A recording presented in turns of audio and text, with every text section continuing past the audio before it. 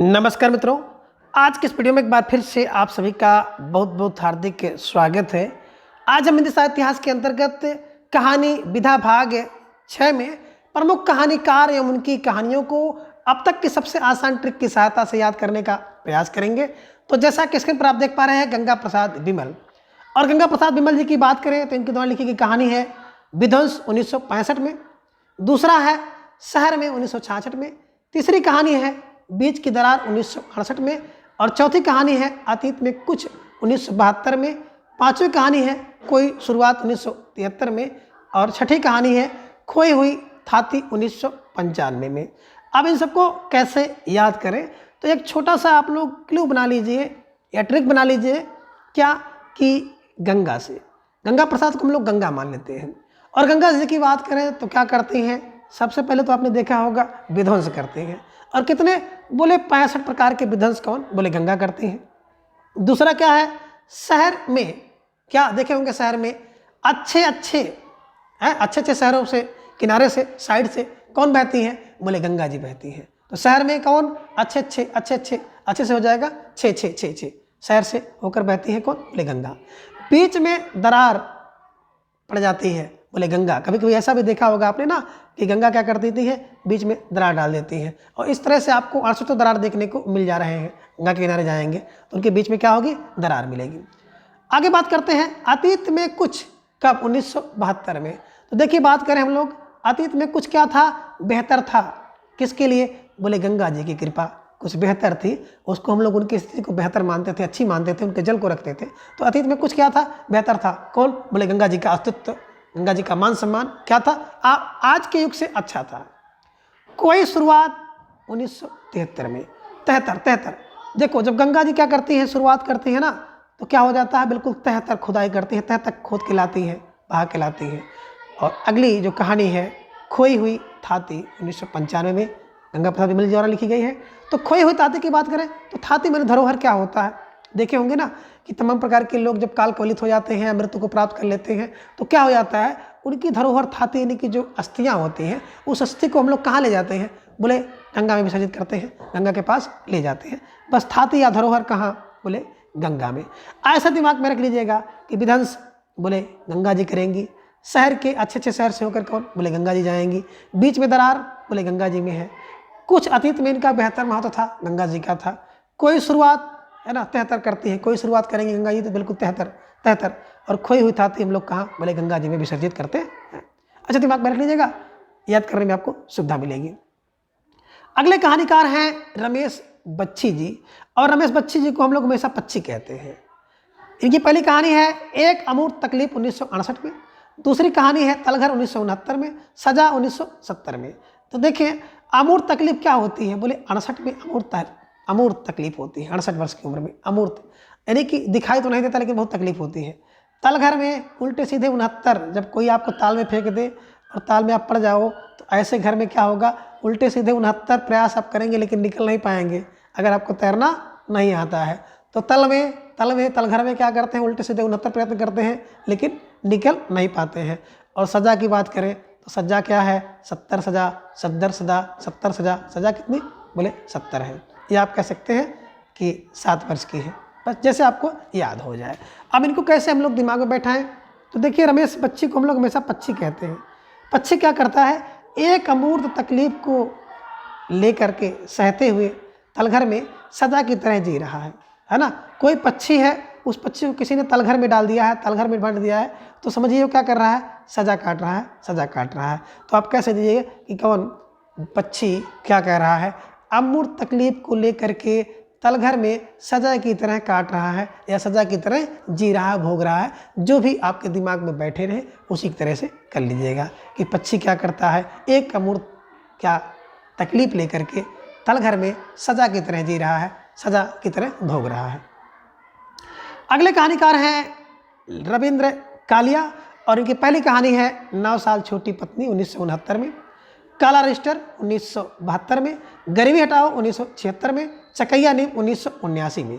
अब इन सबको कैसे याद करेंगे, तो देखिए रविंद्र कालिया जी की बात करें तो रविंद्र कालिया जी क्या है, गरीबी हटाने के लिए क्या करते हैं, 9 साल छोटी पत्नी से उल्टा सीधा 69 प्रयास करके 9 साल छोटी लड़की को पत्नी बनाते हैं, यानी कि 9 साल छोटी पत्नी लाते हैं। क्या करते हैं, 9 साल छोटी पत्नी लाते हैं 69 उल्टे सीधे प्रयास करके। काला रजिस्टर बड़े बेहतर ढंग से, 72 से 72 क्या करते हैं गरीबी हटाने के लिए, काला रजिस्टर बनाते हैं बड़े बेहतर तरीके से।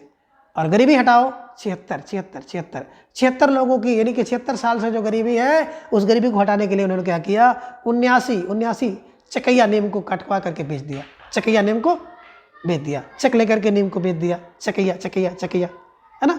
बस आप यहाँ पे क्या कर लीजिए कि रविंद्र कालिया क्या कर रहे हैं, है ना, गरीबी हटाओ, गरीबी हटाने के लिए क्या करते हैं, 9 साल छोटी पत्नी से 69 उल्टे सीधे प्रयत्न करके शादी करते हैं। काला रजिस्टर बड़े बेहतर तरीके से बनाते हैं। गरीबी हटाने के लिए क्या करते हैं, चेक लेकर के नीम को बेच देते हैं। बस दिमाग में ऐसे रख लीजिएगा, 79,000 में बेच देते हैं चेक लेकर के, ठीक है ना। जैसे भी हो जाए आप आसानी से याद करने का प्रयास करिएगा। शैलेश मटियानी जी की बात करें तो बड़े प्रसिद्ध कहानीकार हैं।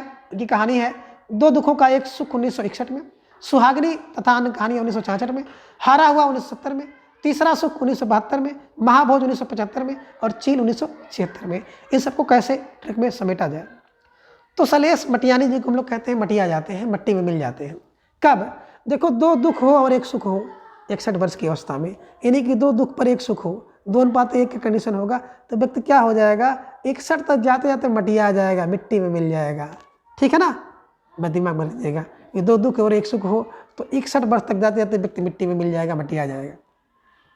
दूसरा कह रहे हैं कि सुहागिनी अच्छी भले हो लेकिन एक दिन क्या हो जाएगा, मिट्टी में मिल जाएंगी, मटिया जाएंगी, यानी कि एक दिन उनको मृत्यु में जाना, मृत्यु को प्राप्त करना है। अच्छे से हो जाएगा चाचर। हारा हुआ व्यक्ति, जो व्यक्ति हार गया है वो 70 तक जाते क्या हो जाएगा, मटिया जाएगा, मिट्टी में मिल जाएगा, हारा हुआ व्यक्ति। और तीसरा सुख क्या है, बेहतर होता है। तीसरा सुख बेहतर है, क्या बेहतर है कि व्यक्ति खुद जा करके मिट्टी में मिटिया जाए, मिट्टी में मिल जाए, है ना। और बात करें अगला कहानी जो इनकी है महाभोज 1975 में। उल्टा सीधा 75 भोज क्यों ना करिए, आपको एक दिन क्या हो जाता है, मटिया जाना है, मिट्टी में मिल जाना है। और मिट्टी में जब व्यक्ति मिल जाता है, मटिया जाता है तो उसका महाभोज किया जाता है, जिसे हम लोग कहते हैं ब्रह्मभोज। बस ट्रिक में रख लीजिएगा, है ना। और चील की बात करें 1976 में चील क्या हो जाता है भैया, देखो 76 जो चील की तरह व्यक्ति था ना, उड़ता था आकाश में, वो भी 76 तक जाते जाते क्या हो जाता है, मटिया जाता है।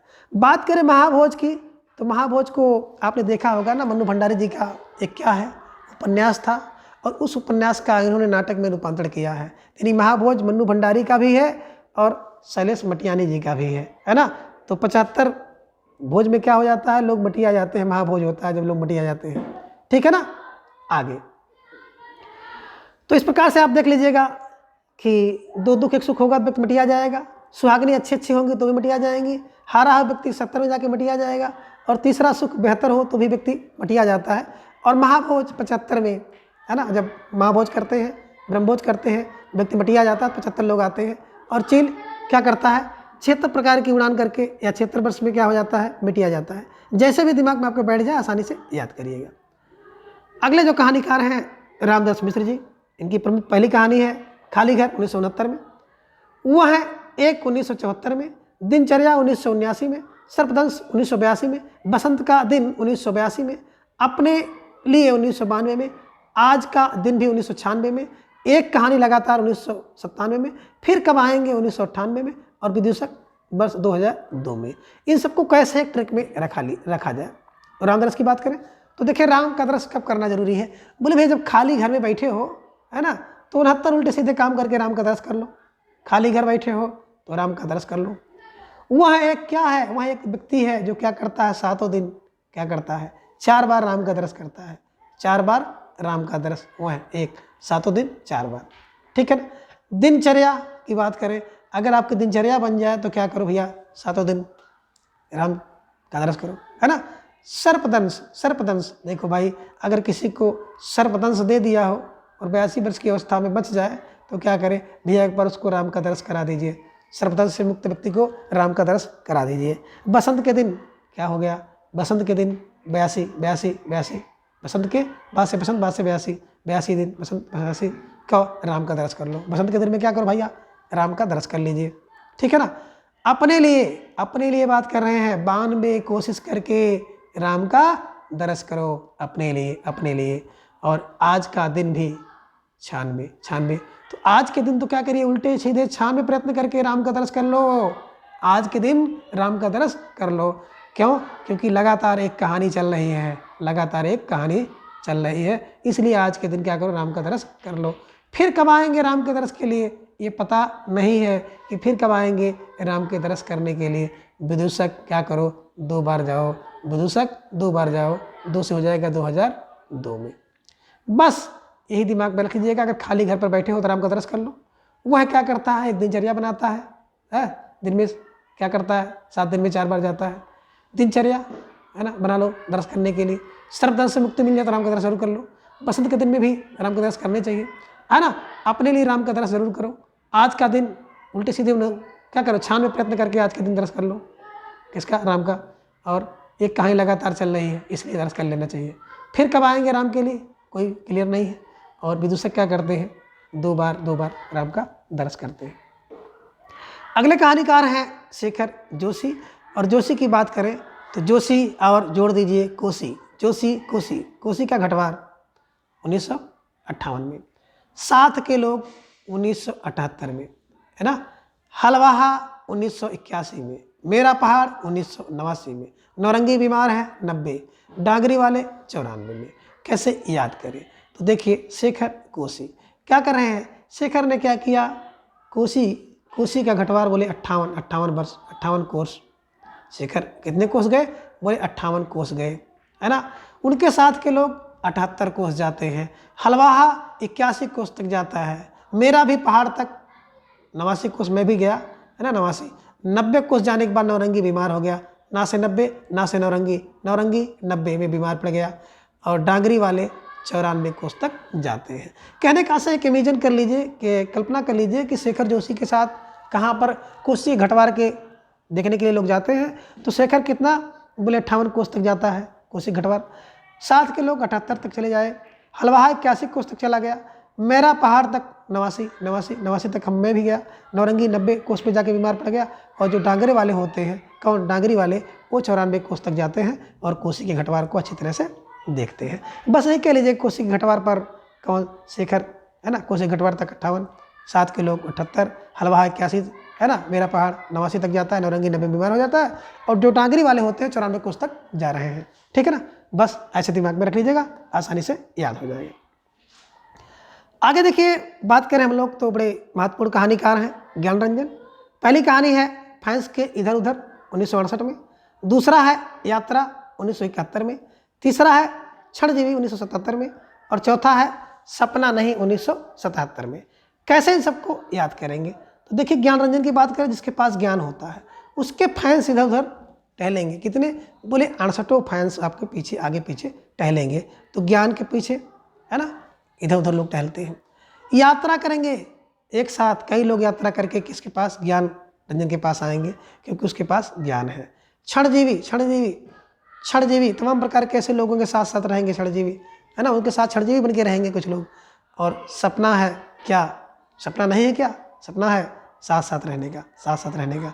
किसका? ज्ञान रंजन के। क्यों? क्योंकि ज्ञान से सब कुछ होता है।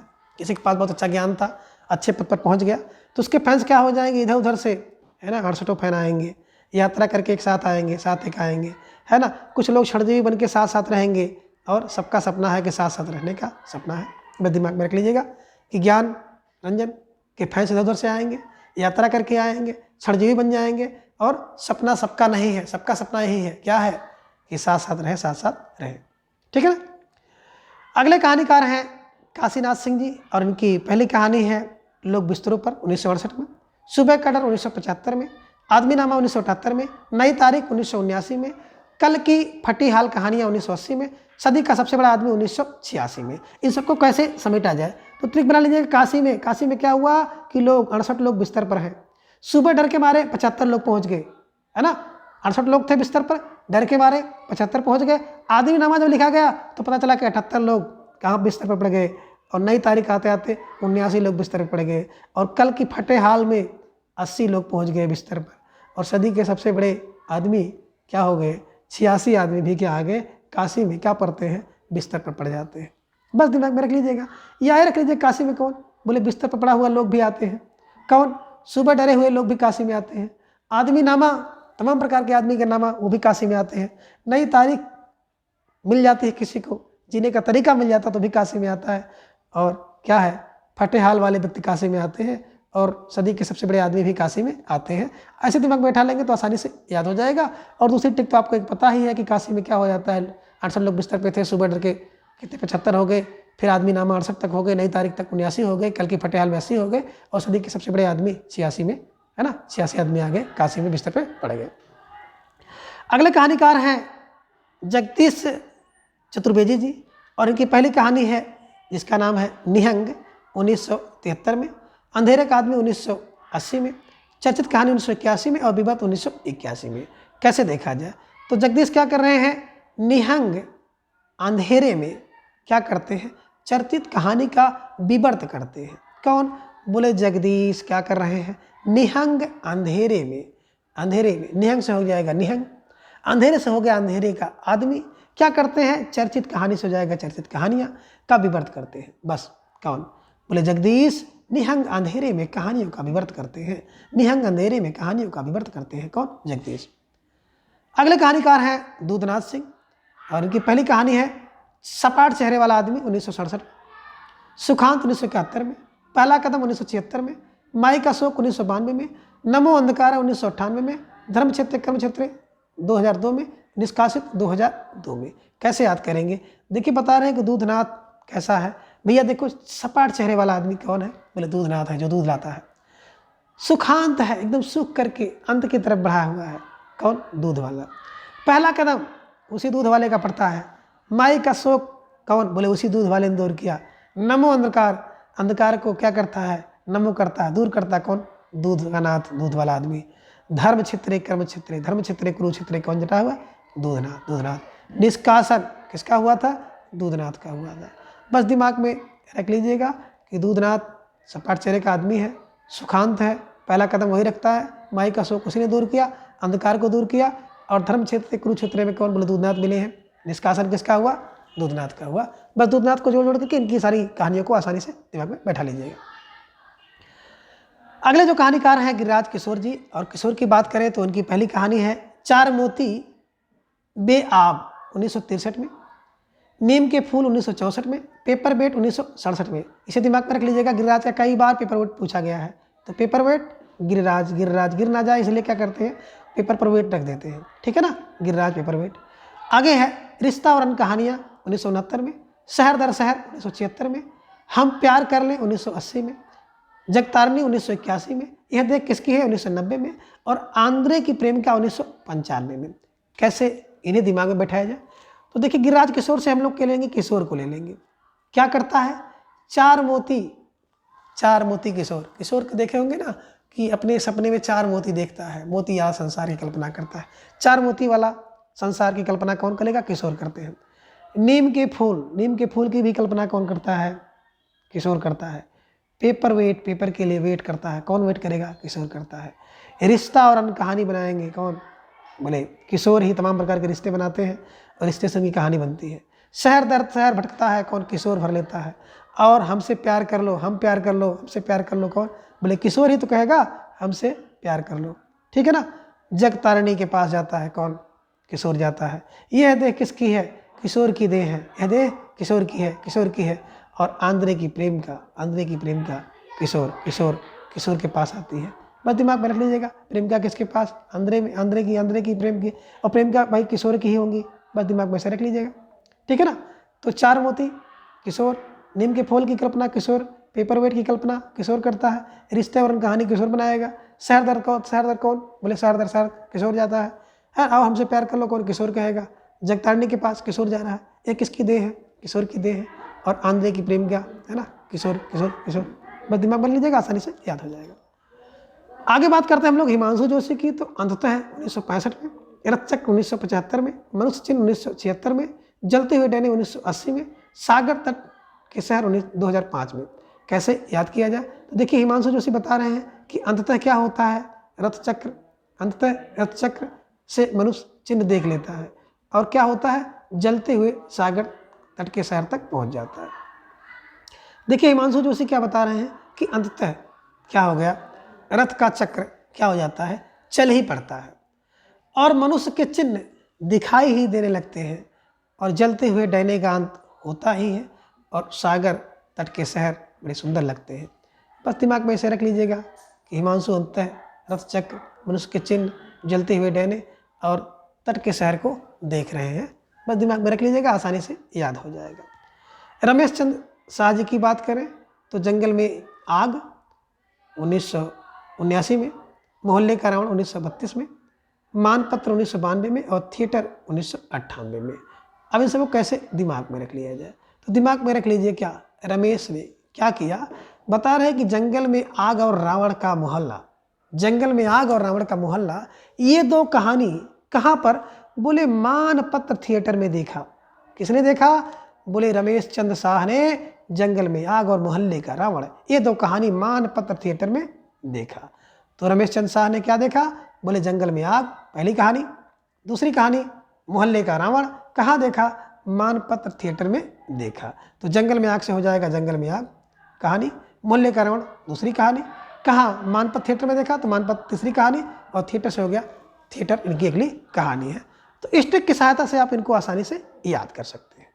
अब अगले कहानीकार हैं गोविंद मिश्र जी और इनकी पहली कहानी है नए पुराने माँ बाप 1973 में, अंतपुर 1976 में, रगड़ खाती आत्माएं 1978 में, ढांसू 1978 में, अपाहिज 1980 में, खुद के खिलाफ 1981 में, खाक इतिहास 1984 में, पागल बाबा 1987 में, आसमान कितना नीला 1992 में और हवाबाज 1998 में, मुझे बाहर निकालो 2004 में।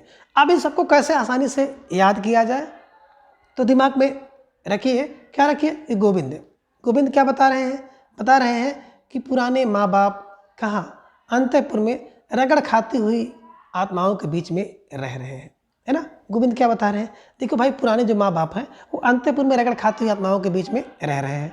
और अगला दृश्य उन्होंने क्या देखा कि धांसू व्यक्ति जो है अपाहिज होकर के खुद के खिलाफ जो है खाक इतिहास रहा है, इतिहास खाक रहा है। कौन, बोले ढांसू व्यक्ति क्या हो गया, अपाहिज होकर के खुद के खिलाफ क्या कर रहा है, इतिहास खाक रहा है, इतिहास खाक रहा है। और तीसरा क्या हो रहा है, बाबा पागल बाबा क्या कर रहे हैं, आसमान कितना नीला है उसको देख रहे हैं और हवाबाज कह रहा है कि मुझे निकालो, मुझे बाहर निकालो। बस गोविंद मिश्र क्या बता रहे हैं, 4 दृश्य बता रहे हैं। पहला दृश्य बता रहे हैं कि नए पुराने माँ बाप अंतपुर में क्या कर रहे हैं, रगड़ खाती हुई आत्माओं के बीच में रह रहे हैं। ढांसू अपाहिज होकर ये क्या कर रहा है, खुद के खिलाफ इतिहास खाक रहा है। पागल बाबा आसमान कितना नीला है चिल्ला रहा है, पागल होकर के आसमान कितना नीला, आसमान कितना नीला है। और हवाबाज कह रहा है मुझे बाहर निकालो, मुझे बाहर निकालो। ये 4 प्रकार के दृश्य जो है गोविंद मिश्र जो है समाज को बता रहे हैं। अगले कहानीकार हैं महिप सिंह जी की, और महिप सिंह को आपने देखा था ना, सचेतन रहे, यानी कि सचेतन कहानी के प्रवर्तक हैं, क्योंकि छक्का चौका आते थे। तो सचेतन कहानी के प्रवर्तक महिप सिंह जी हैं और उनकी कहानी कौन है, सुबह के फूल 1959 में, उजाले के उल्लू 1964 में, घिराव 1968 में, कुछ और कितना 1973 में, कितने संबंध 1979 में और दिल्ली कहाँ है 1985 में। इन सबको कैसे दिमाग में याद किया जाए, तो देखिए महिप बता रहे हैं, क्या बता रहे हैं कि सुबह के फूल और उजाले के उल्लू, है ना, घिराव, कुछ और कितने संबंध, दिल्ली कहाँ है। तो देखिए महिप से हर व्यक्ति बताता है, महिप माने राजा होता है ना, भोपाल होता है। तो सुबह के फूल किसके लिए, बोले महिप के लिए लाएंगे। उजाले के उल्लू महिप के लिए लाओ भाई। घिरा हुआ है, लोग घेरे हुए हैं, किसको, बोले महिप को। कुछ और कितना, कुछ पूछे कुछ चाहिए और कितना चाहिए, किससे, महिप से पूछा जाता है। कितने लोग संबंध बनाते हैं महिप से, है ना, इसका कोई अंत नहीं है। और दिल्ली कहाँ है, दिल्ली कहाँ है, महिप जहाँ है वही दिल्ली है। दिल्ली कहाँ है, बोले महिप जहाँ है वही दिल्ली है, जहाँ राजा होंगे वही दिल्ली है, बस, है ना। तो सुबह के फूल महिप के लिए, उजाले के उल्लू महिप के लिए, घिराव किए हैं महिप का, है ना। कुछ और कितना लाए, सब लोग महिप से पूछते हैं, कुछ लाए कितना लाए, और कितने लोग कितने संबंध बनाते हैं महिप से। और दिल्ली कहाँ है, बोले महिप जहाँ है वही दिल्ली है, ठीक है ना। बस दिमाग में ऐसे रख लीजिएगा, आसानी से याद हो जाएगा। अगले कहानीकार हैं हृदय, अंधेरे गली का रास्ता 1977 में, इतिहास 1981 में, उत्तराधिकारी 1981 में, अमर कथा 1984 में, नागरिक 1992 में, रामलीला 1993 में, सम्मान 1996 में, 1920 1999 में और उसी जंगल समय में 2004 में। देखिए हृदय माने हृदय का ईश कहाँ रहेगा। देखिए भाई अंधेरी गली है ना, और अगर आपके हृदय में क्या है, प्रेम है, तो अंधेरी गली के रास्ते से भी हृदय आ जाएगा, है ना। क्यों? क्योंकि इतिहास में आपने देखा है ना। उत्तराधिकारी कितने हुए? बोले 81 उत्तराधिकारी हुए, है ना। हृदय से हृदय से हृदय से, है ना। अमर कथा किसकी है? अमर कथा राम की है। उसे क्या रखो? हृदय में रखो, हृदय में रखो। और जितने भी नागरिक हैं वो क्या करें? हृदय हृदय हृदय में ईश्वर को रखो। नागरिक हृदय में ईश्वर को रखो। रामलीला को कहाँ रखो? हृदय में रखो, है ना। किसी का सम्मान करो तो हृदय से करो, हृदय से करो। 19-20 बिल्कुल 19-20 का अंतर हृदय में ना हो, हृदय में ना हो। और उसी जंगल समय में क्या है? बोले हृदय में रखो, है ना। कोई जंगल व्यक्ति है, जंगल समय पड़ जाओ तो उसको भी हृदय में रख लो, उस जंगल को, उस जंगल के दृश्य को हृदय में रखो, है ना। तो वही कह रहे हैं कि हृदय ऐसी जगह है ना कि जी हाँ, अंधेरी गली के लोगों को भी उसमें रख लीजिए, हृदय में। इतिहास को हृदय में रख लीजिए, उत्तराधिकारी को हृदय में रखिए, अमर कथा उसको रखिए। नागरिक क्या करते हैं? नागरिक, है ना, हृदय होना चाहिए, हृदय में रखो। क्या रखो? राम कथा को रख लीजिए, सम्मान को रखिए हृदय में, और 19-20 का अंतर ना रखिए हृदय में, और उस जंगल के दृश्य को, उस समय को हृदय में रख लीजिए। बस ऐसे कुछ दिमाग में रख लीजिएगा, याद करने में आपको आसानी होगी। आगे हैं महेश्वर जी, इनकी कहानी है स्पर्श 1979 में, डीपी सिंह की डिस्पेंसरी 1986 में, मास्टर सेवाराम का सपना 1992 में, और हंसने वाली औरत 1995 में। कैसे दिमाग में बैठाया जाए? तो एक थोड़ा सा एक इमेजिन कर लीजिए, कल्पना कर लीजिए कि महेश्वर, है ना, कोई व्यक्ति है और उन्होंने क्या बताया, कोई मास्टर सेवाराम है, इनकी पत्नी जो है हंसने वाली औरत है। यानी कि जब कोई व्यक्ति ज़्यादा हंसता है ना, हंसी करता हंसता है, तो समझो क्या हो, मैड हो गया है, पागल हो गया, उसका दिमाग काम नहीं कर रहा है। तो अब किसने, महेश्वर ने क्या बताया? मास्टर सेवाराम को बताता है कि आपकी हंसने वाली जो औरत है उसको ले जाइए, किसके पास? डीपी सिंह की डिस्पेंसरी में ले जाइए। वो स्पर्श मात्र से ही क्या करेंगे? सारी कमियों को दूर कर देंगे, ठीक कर देंगे, है ना, उपचार करेंगे स्पर्श से। तो बता रहे हैं स्पर्श से ही किसकी? डीपी सिंह की डिस्पेंसरी चल रही है। इसलिए सेवाराम मास्टर अपनी हंसने वाली पत्नी को उनके पास ले जाएं। कौन बता रहा है? महेश्वर बता रहे हैं। तो महेश्वर क्या बता रहे हैं कि स्पर्श से ही डीपी सिंह क्या कर देंगे? मास्टर सेवाराम की हंसने वाली पत्नी को ठीक कर देंगे, उसका इलाज कर देंगे। ऐसा दिमाग में रख लीजिएगा। अब अगले कहानीकार हैं कामतानाथ। इनकी पहली कहानी है छुट्टियां 1977 में, तीसरी सांस 1977 में, सब ठीक हो जाएगा 1983 में लिखी गई है, शिकस्त 1992 में, और रिश्ते नाते 1998 में। अब इन सभी कहानी को कैसे याद किया जाए? तो देखिए कामतानाथ बता रहे हैं, क्या बता रहे हैं? देखिए भाई, इसमें जो है कार्य के लिए हर व्यक्ति बाहर रह रहा है, समाज से दूर, परिवार से दूर है, तो तरह तरह की समस्याएं, शिकायत और नाते रिश्ते जो है उलझ जाते हैं, है ना। तो कामतानाथ क्या बता रहे हैं कि जब छुट्टियां होंगी, छुट्टियों में क्या हो जाएंगे? हम लोग साथ साथ होंगे, है ना। तो क्या हो जाएगी? साथ साथ सांसें लेंगे, तो क्या हो जाएगा? सब ठीक हो जाएगा, और जो शिकस्त है, शिकवा है, और जो रिश्ते नाते हैं सब सुलझ जाएंगे, सब बन जाएंगे, एक हो जाएंगे, है ना। तो कामतानाथ बता रहे हैं भाई देखो, जो लोग भी आपसे शिकस्त हैं, है ना, शिकवा कर रहे हैं, रिश्ते नाते नाराज हैं, वो क्या करेंगे? जब छुट्टियां होंगी तो हम लोग उनके साथ साथ रहेंगे, उनके साथ साथ सांस लेंगे, तो सब ठीक हो जाएगा। शिकस्त और रिश्ते नाते जो है क्या हो जाएंगे? ठीक हो जाएंगे। शिकस्त भी ठीक हो जाएगा और रिश्ते नाते भी ठीक हो जाएंगे। कब? जब छुट्टियां होंगी गर्मी की, तब। बस दिमाग में ऐसे रख लीजिएगा, आसानी से याद हो जाएगा। कहानीकार हैं विवेकी राय, और इनकी पहली कहानी है नई कोयल 1975 में, दूसरी कहानी है गूंगा जहाज 1977 में, तीसरी कहानी है बेटे की बिक्री 1981 में, चौथी कहानी है कालातीत 1982 में, और पांचवी कहानी है चित्रकूट के घाट पर 1988 में, छठी कहानी है सर्कस वर्ष 2005 में। अब इन सबको कैसे दिमाग में बैठाया जाए? बस ट्रिक में रख लीजिएगा कि कौन कौन सी कहानी, कुछ ऐसी कहानी है विवेक की जिनको पढ़ने पर विवेक बढ़ जाएगा, आप विवेकी हो जाएंगे, ज्ञान वाले हो जाएंगे। तो कौन सा बता रहे हैं भैया, देखो नई कोयल कहानी को पढ़ोगे तो आप विवेकी हो जाओगे, गूगा जहाज कहानी को पढ़ोगे तो आप विवेकी हो जाएंगे, और बेटे की बिक्री कहानी को पढ़ोगे तो आप विवेकी हो जाओगे, कलातीत कहानी को पढ़ोगे तो आप विवेकी हो जाओगे, और चित्रकूट के घाट पर कहानी पढ़ोगे तो आप विवेकी हो जाओगे, और सर्कस कहानी को पढ़ोगे तो आप विवेकी हो जाओगे। और सर्कस संजीव जी की भी एक रचना है ना, दिमाग में रखे रहिएगा। तो विवेकी कौन होगा, बोले जो नई कहानी पढ़ लेगा, गूगा जहाज कहानी पढ़ लेगा, है ना, नई कोयल की कहानी पढ़ोगे तो विवेकी हो जाओगे, गूगा जहाज कहानी पढ़ोगे विवेकी हो जाओगे, बेटे की बिक्री कहानी को पढ़ोगे विवेकी हो जाओगे, कलातीत कहानी को पढ़ोगे विवेकी हो जाओगे, और चित्रकूट के घाट पर कहानी पढ़ोगे विवेकी हो जाओगे, सर्कस कहानी को पढ़ोगे तो आप विवेकी हो जाओगे। बस दिमाग में ऐसे रखिएगा। अगले कहानीकार हैं संजीव जी, और इनकी पहली कहानी है सफरनामा 1981 में, दूसरी कहानी है भूमिका तथा अन्य कहानी 1987 में, तीसरी कहानी है प्रेत मुक्ति 1991 में, चौथी कहानी है दुनिया की सबसे हसीन औरत 1993 में, पांचवी कहानी है प्रेरणा स्रोत तथा अन्य कहानी 1995 में, ब्लैक होल 1997 में, खोज 1999 में, गति का पहला सिद्धांत 2004 में, गुफा का आदमी 2006 में।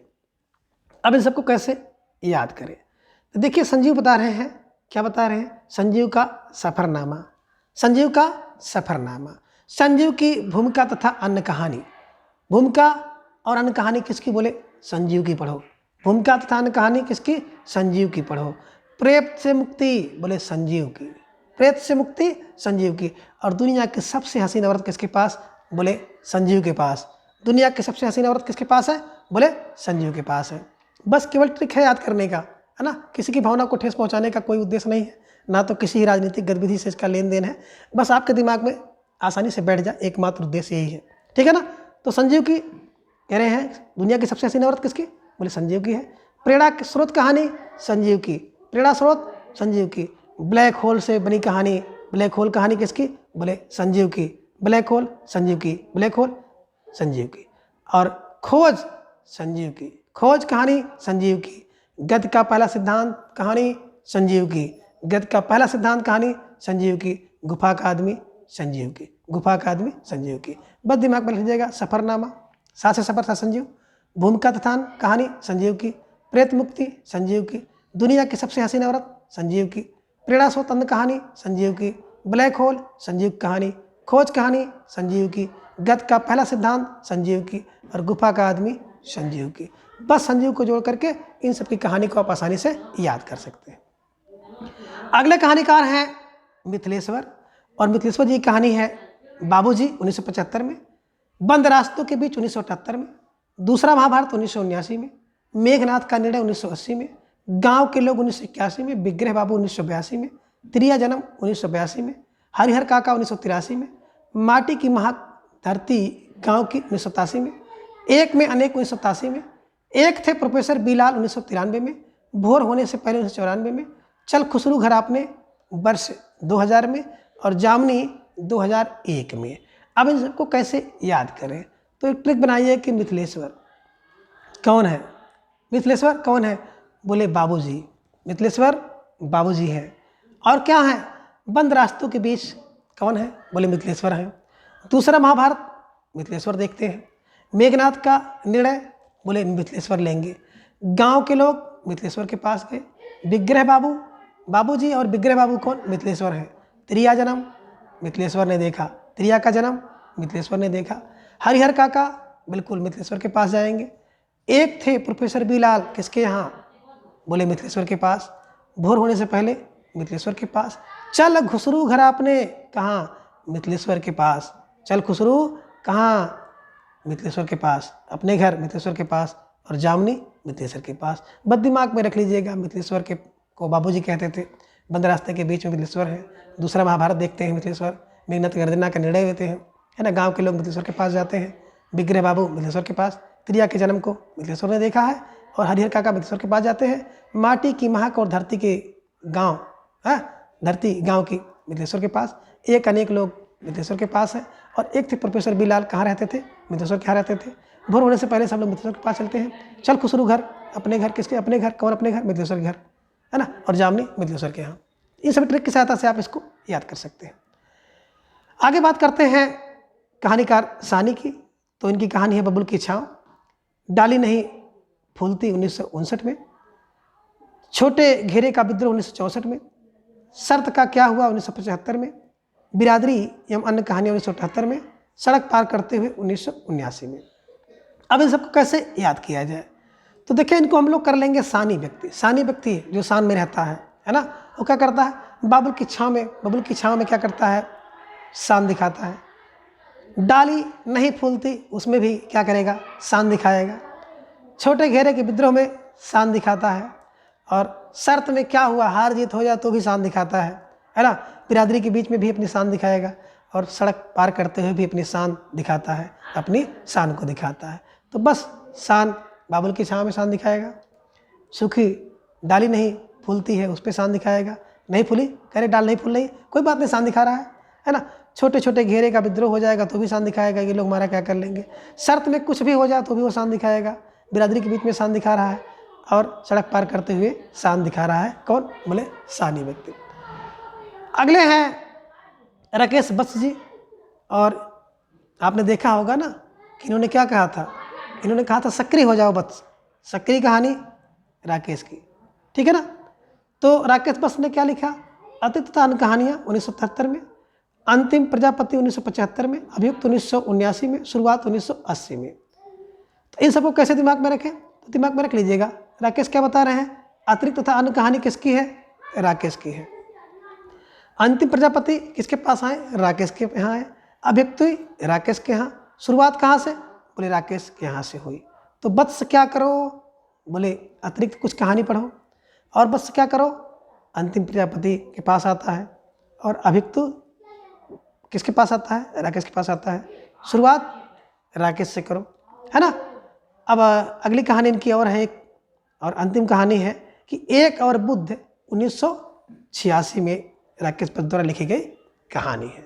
तो एक और बुद्ध कहाँ जाएगा, राकेश के पास जाएगा। या एक और बुद्ध कौन है, राकेश है। तो राकेश को जोड़ करके इन सभी कहानी को आप आसानी से याद कर सकते हैं। तो आज के इस वीडियो में बस इतना। अगली वीडियो में हम इसके अगले भाग के बारे में जानेंगे। तब तक के लिए धन्यवाद, नमस्कार।